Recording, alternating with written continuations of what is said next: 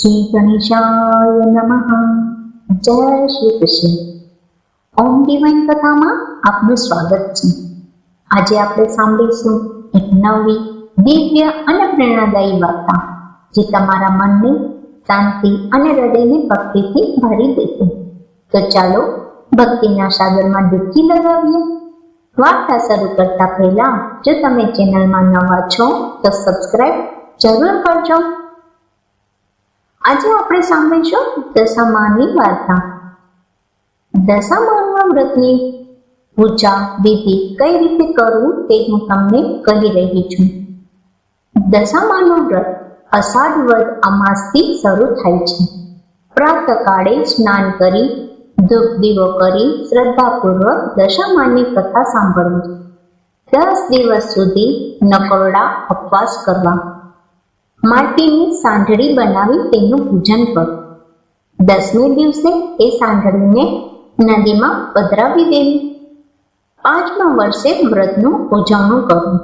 યથાશક્તિ સોનું, ચાંદી કે પંચધાતુની સાંઢળી બનાવડાવી બ્રાહ્મણને દાનમાં આપવી. વસ્ત્રદાન કરવું, દક્ષિણા આપવી. ભક્તિભાવપૂર્વક દશામાનું વ્રત કરવાથી સુખ, શાંતિ અને સમૃદ્ધિ જળવાઈ રહે છે. હવે આપણે સાંભળીશું દશામાના વ્રતની વાર્તા. સુવર્ણપુર નગરીમાં અભયસેન નામે ઘણો જ ગર્વિષ્ઠ રાજા રાજ કરતો હતો. નગરની સમૃદ્ધિનો પાર ન હતો. રાજાની ગુણ્ય, સંસ્કારી અને અતિ સુશીલ તથા રૂપવતી રાણીનું નામ અનંગસેના હતું. રાણી ઘણી જ નમ્ર અને ધર્મિષ્ઠ હતી. એ ઘણીવાર રાજાને અહંકાર ન કરવા સમજાવતી, પણ રાજા એની વાત કદી ન સાંભળતો. એક દિવસ મહેલના ઝરૂખે બેઠેલી રાણી નદીના કિનારે સ્ત્રીઓને વ્રત કરતી જોઈ. તેથી રાણીએ કુતૂહલવશ થઈ તરત જ દાસીને આજ્ઞા આપી કે નદી કિનારે સોળે શણગાર સજીને ટોળે બેસેલી સ્ત્રીઓ શું કરે છે એ જાણી લાવ. દાસી દોડતી સ્ત્રીઓ પાસે ગઈ અને પૂછવા લાગી કે તમે બધા શું કરો છો? ત્યારે એક સ્ત્રીએ જવાબ આપતા કહ્યું, અમે દશામાનું વ્રત કરીએ છીએ. આ વ્રતની વિધિ એવી છે કે સૂતરના 10 તાર લઈ 10 ગાંઠ વાળવી, ગાંઠે ગાંઠે કંકુના ચાંદલા કરવા. ત્યારબાદ સ્ત્રીએ વ્રત ક્યારે કરવું, કેવી રીતે કરવું વગેરે જણાવ્યું. દાસીએ મહેલમાં આવીને રાણીને બધી વાત કરી. ધાર્મિક સ્વભાવની રાણીને પણ આ વ્રત કરવાની ઈચ્છા થઈ ગઈ. મનથી જ વ્રત કરવાનું નક્કી કર્યું. એણે રાજાને આ જણાવી તો અહંકારી રાજાએ ના પાડી દીધી અને કહ્યું, આ વ્રત તો ગરીબ ગુરખા માટે છે. આરે તોઘની સાહેબી છે. ધન દોલત, નોકર ચાકર, બાગ બગીચા, રાજપાટ બધું જ છે. માટે આ વ્રત કરવાનું જ છોડી દે. રાજાના આવા અભિમાન ભર્યા વચન સાંભળીને રાણીનું દિલ દુભાયું. એ જાણતી હતી ગમે તેવી સજાવટ છતાં અભિમાની રાજા એકનો બે ન થયો. રાજાએ અહંકાર, ગર્વ અને અભિમાનમાં ચકચૂર થઈને દશામા વ્રતનું અપમાન કર્યું. તેથી દશામાના ક્રોધનો પાર ન રહ્યો. માએ રાજાના સપનાએ આવીને એક જ શબ્દ કહ્યો, પડું છું. બીજા જ દિવસે પડોશી રાજા લાવ લશ્કર સાથે ચડી આવ્યો. આવા અણધાર્યા હુમલાથી રાજા અભયસિંહ ગભરાયો. જીવ બચાવવા માટે રાણી અને બંને કુંવરોને લઈને જંગલના રસ્તે ભાગી. રાણી અનંગસેન આ મનમાં સમજે છે કે પોતાના પતિએ કરેલા દશામાના વ્રતના અપમાનથી જ આ દશા પ્રાપ્ત થઈ છે. ઘોર જંગલમાં રાજા રાણી ઉઘાડે પગે ચાલ્યા જાય છે. પગમાં કાંટા કાંકરા ભોંકાય છે. દુઃખ અને થાકનો પાર નથી. કુંવરો તરસ્યા થયા છે. એટલામાં એક વાવ આવી. રાજા પાણી લેવા માટે વાવમાં ઉતર્યું તો દશામાએ અદ્રશ્ય રહીને બંને કુંવરોને ખેંચી લીધા. કુંવરોને અદ્રશ્ય થઈ ગયેલા જાણી રાણી વિલાપ કરવા લાગી. રાજા પણ મનમાં સમજી ગયો કે નક્કી આ દશામાનો કોપ છે.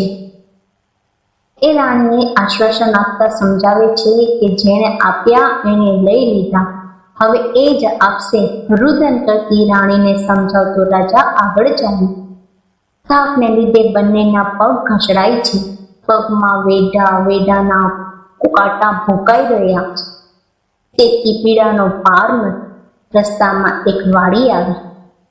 રાજા આને થયું કે હાસ બે ઘડી વિસામો તો મળશે, પણ રાજાએ વાડીમાં જેવો પગ મૂક્યો તો ખીલેલા ફૂલો કરમાઈ ગયો. વાડીનો માળી વિચાર કરવા માંડ્યો કે નથી આ માણસ પાપી પગલાનો છે. તેથી માળી લાકડી લઈને રાજા રાણીને મારવા દોડ્યો. રાજા રાણી માંડ બચીને ભાગ્યા. જીવનથી હતાશ થઈ ગયેલા ભિખારી જેવી હાલતમાં બંને એક નગરમાં આવ્યા. એ નગર રાજાની બહેનનું હતું. રાજાને આશા હતી કે બહેન જરૂર આશરો આપશે. એને પાદરેથી જ પોતાની બહેનને સંદેશો મોકલ્યો કે તેનો ભાઈ આવ્યો છે. બહેન પોતાના ભાઈને સોનાની ગાગરમાં સુખડી મોકલાવી અને સાથે સોનાની સાંકળી મૂકી. પણ સોનાની ગાગર પિત્તળની થઈ ગઈ અને સુખડી ઈંટના કટકા બની ગઈ અને સોનાની સાંકળીને બદલે ફૂફાળો મારતો કાળો નાગ નીકળ્યો. રાજા વિચાર કરે છે કે મારી સગી બહેન મને મારી નાખવા આવું ન કરો. નક્કી આ દશામાના કોપને કારણે જ થયું છે. આવો વિચાર કરી રાજાએ ગાગર ત્યાં જ દાટી દીધી અને રાણીને લઈને આગળ ચાલી નીકળ્યો. ચાલતા એક નદી આવી.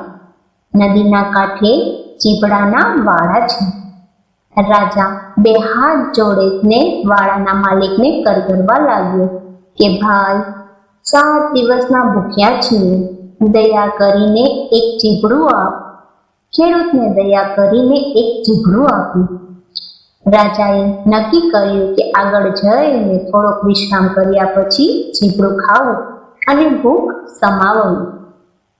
પૂર્વે બન્યું એવું કે એક ગામના રાજાનો કુંવર 2 દિવસ પહેલા વિષાઈને ભાગી ગયો હતો.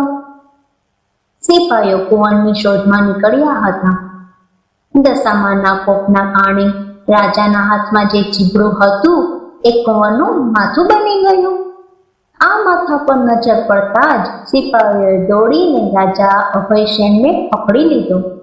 દોરડાથી બાંધીને લાતો મારતા નગરમાં લઈ ગયા. નગરના રાજા બધી વાત કરી. રાજાએ પોતાના કુંવરની હત્યા કરવા બદલ અભયસિંહને કાળી કોટડીનો હુકમ આપી દીધો. બંદીખાનામાં નાખી દીધો. રાજા વગર વાંકે કેદ થઈ ગયો. તેથી રાણી અનંગસેના પર દુઃખનો પહાડ તૂટી પડ્યો. એ રોજ જંગલમાં જતી, લાકડાનો ભારો લઈ આવતી. એ વેચીને જે પૈસા મળે એનાથી પેટનો ખાધો પૂરતી. આમ દિવસો પર દિવસો પસાર થવા લાગ્યા. અષાઢ મહિનો આવ્યો. અનંગસેનાએ અષાઢની અમાસે એટલે કે દિવસાના દિવસે દશામાનું વ્રત શરૂ કર્યું. દશામાના વ્રતના દિવસે 10 દિવસનો કોરડા ઉપવાસ કર્યા અને માની ભક્તિ કરી. રાણી અનંગસેનાની અપાર ભક્તિ જોઈ દશામાનો કોપ શમી ગયો. માએ રાણીને આશીર્વાદ આપ્યો.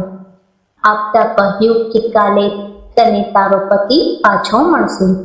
એ જ રાતે દશામાએ નગરના રાજાને સ્વપ્નમાં જઈ આદેશ આપ્યો કે તે નિર્દોષ માણસને કેદમાં પૂર્યો છે. તારો કુંવર તો એના મોસાળમાં લીલા લેર કરે છે. સવારે પાછો આવી જશે. સવાર પડતા જ દશામાની કૃપાથી કુંવર પાછો આવી ગયો. રાજાએ જાતે જઈને અભયસેનને બંદીખાનામાંથી મુક્ત કરી ક્ષમા માંગી. એટલું જ નહીં, ખૂબ ધન પણ આપ્યું. રાજા રાણી રથમાં બેસીને સુવર્ણપુર આવવા નીકળ્યા. રસ્તામાં બહેનનું નગર આવ્યું. રાજાની પેલી ગાગર સોનાની બની ગઈ હતી. ગાગરમાં સોનાની સાકર અને સુખડી પણ હતા. એટલામાં બહેન પણ આવી. આગ્રહ કરીને ભાઈ ભાભીને ઘરે લઈ ગઈ. 2 દિવસ રોકાઈને રાજા રાણી આગળ ચાલ્યા. રસ્તામાં વાવ આવી. જોયું તો વાવના કાંઠે દશામાં વૃદ્ધ ડોશીનો રૂપ ધારણ કરીને ઊભા છે. બંને કુંવરો એમની આંગળી પકડીને ઊભા છે. રાજા રાણી તરત જ માતાજીને ઓળખી ગયા અને લાકડીની જેમ માના પગમાં પડ્યા.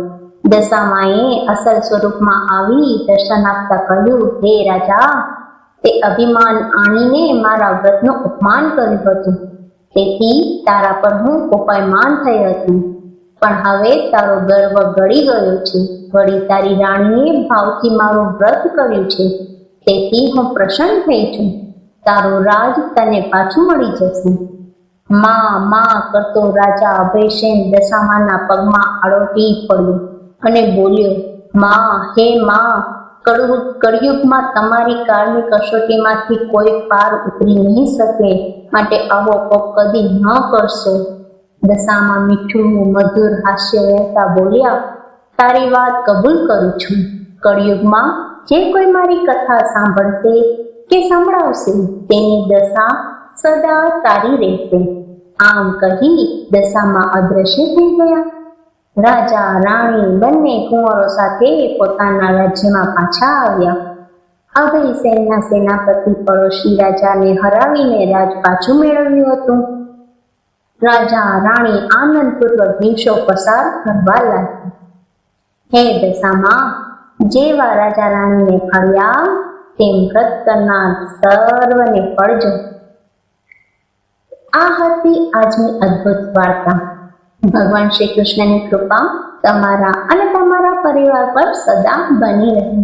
જો તમને આ કથા પસંદ આવી હોય તો વિડીયોને લાઈક કરજો અને તમારા પરિવાર અને મિત્રો સાથે શેર જરૂર કરજો.